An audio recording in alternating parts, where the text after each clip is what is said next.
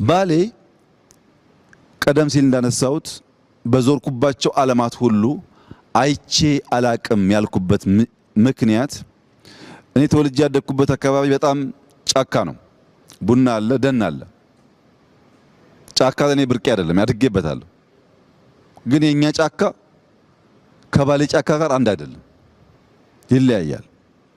ባሌ ውስጥ በሺህ ሄክታር በሄሊኮፕተር ሄዳችሁ የማትጨርሱት አስደማሚ እርሻ አለ። ይሄ ብዙ ቦታ አይታይም። ጅማ አይታይም፣ ወለጋ አይታይም።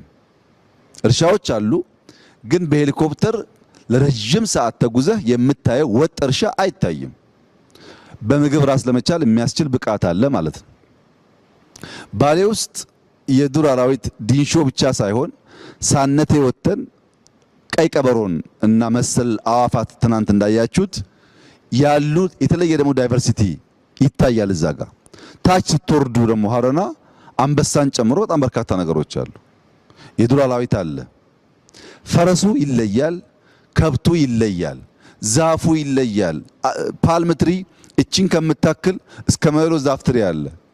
ቆማችሁ ርቀቱን የማታዩትን ዛፍ በጣም ረጅም ዛፍና በጣም አጭር ዷርፍ ዛፎች ደግሞ አሉ። ብዙ ሀገራት ሰመር ዊንተር እያሉ ይከፋፈሉና በዊንተር ጊዜ በጣም በረዶ ሲሆንባቸው የሰመር ካምፕ ይሄዳሉ ወይም ሰመር ሃውስ እያሉ ይወጣሉ። ዊንተሩን ሬዚስት ማድረግ የማይችሉ መካከለኛው ምስራቅ ደግሞ ሰመር በጣም ከባድ ስለሆነ ቀዝቀዝ ያለ ቦታ ፍለጋ ሌላ ሀገር ይሄዳሉ፣ ቪዛ ትኬት ምናምን ብለው። አሁን ባሌ ሀገር ቢሆን የት ይሄዳል? በ20 ደቂቃ ጉዞ ቅዝቃዜ አለ፣ በ20 ደቂቃ ጉዞ ሙቀት አለ፣ በ20 ደቂቃ ጉዞ ጫካ አለ፣ በ20 ደቂቃ ጉዞ የሚያስደንቁ መስኮች፣ እርሻዎች አሉ። እዚሁ ብቻ በተለያየ ሲዝን ሊኖርበት የሚያስችል ነገር ፈጥሮ መኖር ይችላሉ ማለት ነው። ሁሉ አላቸው። ላይ ሳነቴ ላይ ያየነው የቅዝቃዜ ቦታ ያላቸው ሀገራት ይኖራሉ። የኛ ዩኒክ ስጦታ ላይሆን ይችላል። ግን እዛ ያየናቸው 20 30 40 የሚጠጉ ክሬተር ሌኮች ምንም አይነት የሰው እጅ ያላረፈባቸው ትንሽዬ ብንሰራቸው ግን ምን ሊሆን እንደሚችሉ አስቧቸው። ክሬተር ሌክ በጣም ክሊን ውሃ ነው ያለው። ሳነቴ ተራራ እዚህ አካባቢ ላሉ ውሃዎች ሁሉ የውሃዎች እናት ነው ይባላል። ለምን? እነዚያ ያየናቸው ሌኮች ትሩ ታይም ሲንክ እያደረጉ ነው ሪቨር የፈጠሩት። እነሱን ካልጠበቅን ታች ውሃ አናገኝም ማለት ነው። ዛፎቹ፣ ጫካዎቹ ልክ እንደ ሰው ሽበት አላቸው። ተጠላልፈው ተዋህደው በጣም ብዙ ዳይቨርስ የሚያደርግ አይነት ስፔሺስ ያላቸው ወፎች፣ ዋይልድ አኒማልስ እና አትክልቶች አብረው ይኖራሉ። ባሌዎች ይሄን ምን ያክል ተገንዝበውታል? ጥያቄ ነው። ኢትዮጵያ ምን ያክል ተገንዝበውታል? ጥያቄ ነው። ለምን አልሰራንም? ጥያቄ ነው። ቅድም ዳንኤል እንዳለው ብዙ መጠየቅ አለብን። አንድ ማወቅ ያለብን ነገር ግን ባሌዎች እዚህ ስፍራ ላይ የዛሬ 700 ዓመት በ60 ቋንቋ መድረሳ ያስቀሩ ነበር። በ60 ቋንቋ ከናይጄሪያ ጭምር ሰው መጥቶ እዚህ ቁርአን ይቀራ ነበር። በኦሮምኛ በአማርኛ ሳይሆን በ60 ቋንቋ ያስተምሩ ነበር። እዚህ ቦታ ላይ ትላልቅ ዑለማዎች፣ ሼኮች ነበሩ። በሰሜን ያለውን የምንኩስና የቆሎ እየበሉ ቂጣ እየበሉ ዕውቀትን የመፈለግ ጉዳይ አጣጥለን በደቡብ በምዕራብ ያለውን የዑለማዎች ያኗኗር ዘይ በዋሻ ውስጥ አይታቸዋል። ጪሱን እዚህ ዋሻ በምንኩስና የሚኖሩ ሼኮች ነበሩ ማለት ነው። ይሄንን ንቀን ራሳችንን ንቀን ማንን ልናከብር ነው የምንተጋው? ነው ብንፈልግም ባንፈልግም የታሪካችን አካል ነው። ይሄም ታሪካችን ነው፣ ያም ታሪካችን ነው። ሁለቱም ለምቶ ሁለቱም መሸጋገር አለበት ብለን ካላሰብን በቀር አንዱ ወደን አንዱን ጠልተን አይሆንም፣ ሙሉ አያደርገንም። እና እዚህ ባሌ አካባቢ አንድ ታዋቂ ሼክ ነበሩ። ልጆቻቸውን ሁልጊዜ በምሳሌ ያስተምራሉ እና ቁርአን የሚቀሩ መድረሳ ቁርአን የሚቀሩ ልጆች በምሳሌ እያስተማሩ አንደኛው ልጅ አሁን አንተ ትኩስ ቡና ይዘህ መንገድ ብትጀምርና አንድ ሰው መጥቶ ካንተ ጋር ቢጋጭ ምን ያጋጥማል ብሎ ይጠይቃሉ። ምን ጥያቄ ያለው? ቡናው ይደፋበታል ይላል። ያ ቡና ለምን ተደፋበት ብለው ሲጠይቁ ተማሪዎች ይለያያል ሐሳባቸው። ሰውየው የውር ድንብር ነው፣ እያየ ስለማይጓዝ ነው። ትኩስ ነገር ይዤ ሳበቃ መጥቶ ተጋጨኝ፣ ቢያይ ኖሮ አንጋጭም። በጣም በርካታ መላምቶች ይናገራሉ። ሼኩ ግን አይደለም፣ ተሳስታችኋል፣ አንተ ያስከው ቡና ነው። ሲጋጭ ትኩስ ቡና ፈሰሰበት። የያስከው ጤፍ ቢሆን፣ የያስከው ዱቄት ቢሆን፣ የያስከው ቡና ያልተፈጨ ብቻ ቢሆን፣ የያስከው ወርቅ ደግሞ ቢሆን ወርቅ ይደፋበታል። ችግሩ አንተ ያስከው ነገር ጋር ነው ያለው። እዚህ የመጣን አመራሮች ለባሌ ህዝብ ምንድነው ይዘን የመጣ ነው?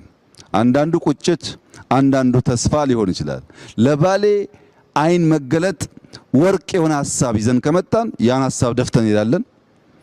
ቁጭት ብቻ ይዘን ከመጣን እኛም ተንገብግበን እነሱን እንዲቆጩ አድርገን እንመለሳለን። ተስፋ ደግሞ ካመጣን እንደዚሁ ነው። ሰው የያዘውን ነው የሚደፋው፣ የያዘውን ነው የሚሰጠው። መስጠት ያለብን ነገር ለትውልድ ሀገር እንዳለው ሊሰራ እንደሚችል ሊሰራ እንደሚችል ካስተማርነው እሱን ደግሞ ወስዶ የተለወጠ ነገር ሊያመጣ ይችላል። በኔ ሂሳብ ዛሬ እኔና እናንተ ችግኝ ተክለናል። ችግኝ ውስጥ ተስፋ አለ። ይሄ ችግኝ ከኛ በኋላ ይመጣው ይኮተኩተዋል፣ ከዚያ በኋላ ይመጣው ያጠጣዋል፣ የሆነ ትውልድ ደግሞ ያርፍበታል። ለኛ ጥላ አይሆንም። ሶፍ ዑመር ላይ የጀመርነው ነገር ጨርሰነው ለኛ ጥላ አይሆንም፣ ለልጆቻችን ግን ጥላ ይሆናል። ተስፋን ነው የምንዘራው፣ ሐሳብ ነው የምንዘራው። ይሄን ሐሳብ ገዝቶ የተጋ የደከመ ሰው ደግሞ የተዋበ ነገር ለራሱም ለአፍሪካም ይፈጥራል። ተስፋ አደርጋለሁ።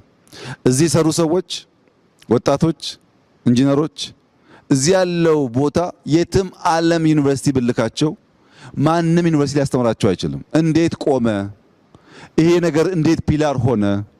ያኛው ብራንች ያኛው ብራንች እንዴት ተፈጠረ? ሰው በህይወት ዘመኑ ተመራምሮ አይጨርሰውም። ይሄን የተማረ ሰው እዚህ የሰራ ሰው ቅድም እንዳልኩት ላሊበላ ብንወስደው፣ ፋጺ ብንወስደው፣ የትም ብንወስደው እዚህ ባገኘው ልምድ ያን እያሰፋ እያሳደገ ሊሄድ ይችላል። እኔ ይሄን ቦታ ማየው እንደ ትምህርት ቤት ነው። ይሄን ቦታ ማየው ገና እንዳልነካ ነው ነገር ነው። ማዕድኑ እንዳልኩት ከዩራኒየም ጀምሮ ባይዞ ነዳጅም አለ። የነዳጅ ምልክቶችም አግኝተናል። ባሌ ውስጥ በጣም በርካታ ማዕድኖች አሉ። ብዙ ኤክስፕሎር ባደረግን ቁጥር በህይወት ዘመናችን በሙሉ የምንማረው ጉዳይ ነው ያለው። ችግሩ እኛ ወደ ኋላ መለስ ለማየት ዝግጁ አይደለንም። የምንመኘው የሚጣፍጠው ማር ተቆርጦ የተዘጋጀው ማር ብቻ ነው። ማሩ ያለፈበትን መንገድ የሚፈልግ ኢትዮጵያዊ መፈጠር አለበት። አንድ ጣፋጭ ማር ለመብላት 3 አክተሮች ኢኳሊ ተናበው ካልሰሩ አይመጣም። አይታችሁ ከሆነ አንዳንዴ የሚመር ማር እንቀምሳለን። የሚመር ማርና የሚጣፍጥ ማር መካከል ያለው ዲፈረንስ አንደኛው የንቦች ትጋት ነው። ንቦች መትጋት አለባቸው ያ ማር ሆኖ እንዲወጣ። ሁለተኛው ንቦች እየሄዱ የሚቀስሙት አበባ፣ እንቡጡ አበባ የአንደኛው የአበባ ዝርያና ሌላኛው የአበባ ዝርያ አንድ አይነት ማር አይሰጡም። ያ የእንቡጥ አበባ ጣፋጭ ማር የሚፈጥር ከሆነ ያን ቀስማ የሰራች ንብ የተሻለ ማር ታወጣለች። ሶስተኛውና ዋነኛው ግን የአርሶ አደሩ ትዕግስት ነው። ማሯ ስራ ጀምራ የማሩን ዱሬሽን የማሩን እድሜ መጠበቅ ተስኖት ቶሎ ቢቆርጥ ማሩን ያን ጣፋጭ ማር አያገኝም።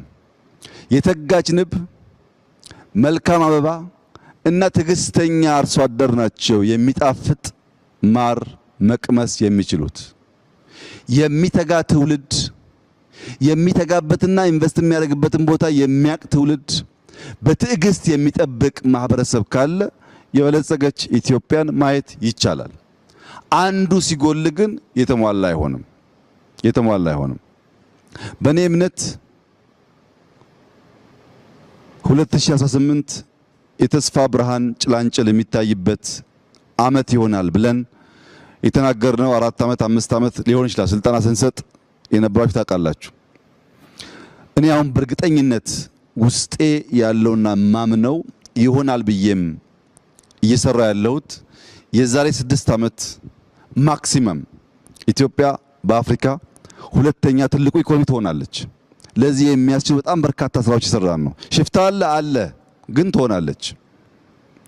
የዛሬ 10 ዓመት በአፍሪካ አንደኛ ኢኮኖሚ ትሆናለች። ምንም ጥርጥር የለውም። ይሄን የኔ ጸሎት ኤግዚት የምታደርጉ እድሜያችሁ ረዝሞ እንድታዩ፣ አሁን ደግሞ ኤግዚስት የምታደርጉ ልክ እንደ ትጉ ንብ እንድትሰሩ፣ ኢመርጅ የምታደርጉ ደግሞ አሁን ካለውም ካለፈውም ከታሪክም እንድትማሩ፣ ያን ደምረን ከሄን የበለጸገች ኢትዮጵያን እናያለን።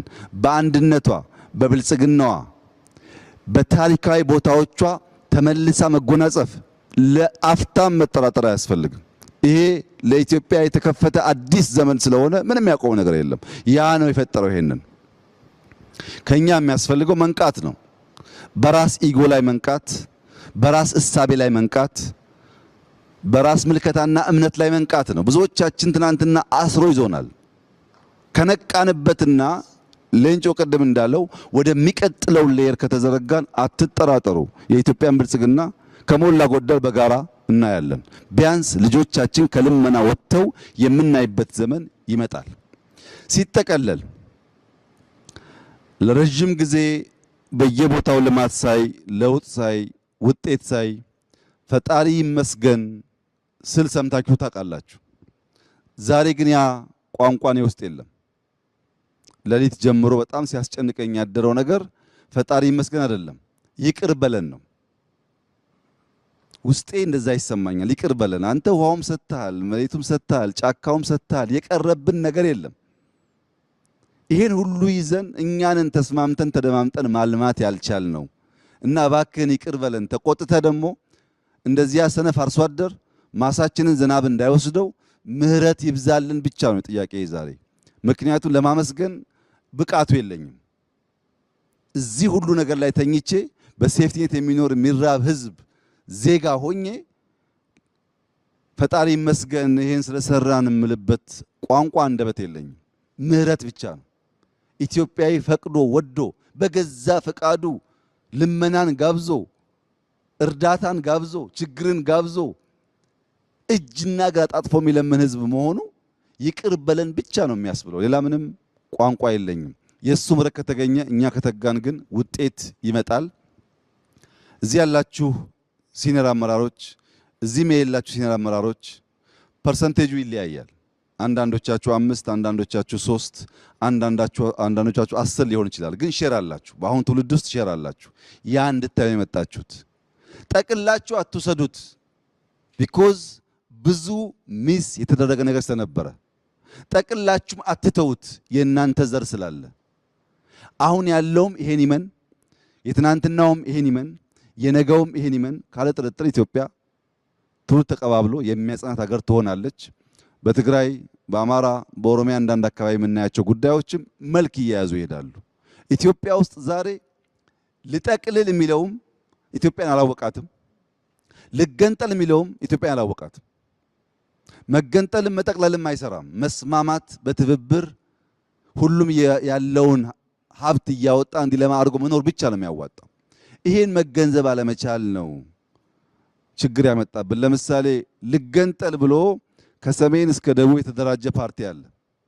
ከነዚህ ውስጥ አንዱም ሀገሩን አያውቅም፣ ህዝቡን አያውቅም፣ ባህሉን አያውቅም። የነጻድቃን ቲፒኤልኤፍ ልገንጠል በሚልበት ሰዓት እርግጠኛ ሆኜ የምነግራችሁ እነዚህ ወጣቶች በዛ ዘመን ትግራይን ባህሉን በደንብ አያውቁትም። እልህና ቁጣን ያላቸው እንጂ የበቃ ዕውቀት አልነበራቸውም። ኦነግ ቅድም ሌንጮ እንዳለው እንኳን ኦሮሚያን መገንጠል ቀርቶ የትውልድ ስፍራውን እንኳን በትክክል አያውቀውም። ባሌን አያውቅም። ሌላውም ነፃ አውጪ ይኸው ነው፣ የሶማሌውም የምናምኑም በትክክል ባህሉን አገሩን ሳያውቅ ነው ነፃ ልውጣ ብሎ በጋራ መኖር ስንችል መከፋፈል ይሰበክ ነው ማለት ነው። ልጠቅልል ባዩም ዘመን አያውቅም። አሁን ባሌ ይጠቀለላል? አይጠቀለልም እኮ ብትፈልግም ባትፈልግም አይቻልም። አለፈ ያ ታሪክ። ከኋላ ጋር መታሰር አያስፈልግም። ትቶ ዛሬ መኖር ያስፈልጋል። ምን ጠቀልላለህ? እንኳን ልጠቀልለው አታውቀውም። ይህን ሰፊ ምድር፣ ይህን ሰፊ ህዝብ፣ ይህን ሰፊ ባህል ሰብስበህ አንድ ማድረግ አትችልም። ያለው ምርጫ ተከባብሮ ተደማምጦ ተጋግዞ ተካፍሎ በጋራ መኖር እንደሆነ ማመን ነው። ያ ሲሆን ሰላማችን ልማታችን ይመጣል። የእናንተ ኮንሰርን ይገባኛል፣ የኔም ኮንሰርን ነው። እኔ ግን እንደዚህ ሰነፍ ገበሬ ቁጭ ብዬ እባክህን ዝናብ አዝንብ ከሚሉት ጎራ አይደለሁም። ዝናብ አዝንብ እያልኩ ቦይ እየቆፈርኩ የምጠብቀው በዚያ መንገድ ነው የኢትዮጵያ ችግር ተጠቅሎ ይጠፋል ብዬ የማምነው። ትንሽ 50 አካባቢ ደረሳችሁም እንድትቆዩ ጸሎቴ ነው። ያኔ ስንገናኝ በአፍሪካ አንደኛ ኢኮኖሚ የበለጸገች የማትቸገር የምትረዳ ኢትዮጵያን በጋራ እንደዚሁ ደግሞ እንወያያለን ብዬ ተስፋ አደርጋለሁ። እጅግ አድርጌ አመሰግናለሁ። በጣም ደስ ብሎኛል። ይሄ ባህል ይቀጥል፣ ይደግ፣ ይመንደግ ብቻ ነው ማለት የምንፈልገው። በሌላ ጊዜ ደግሞ ስንገናኝ እንደዚሁ እንወያያለን። ስለነበረን ቆይታ እጅግ አድርጌ አመሰግናለሁ።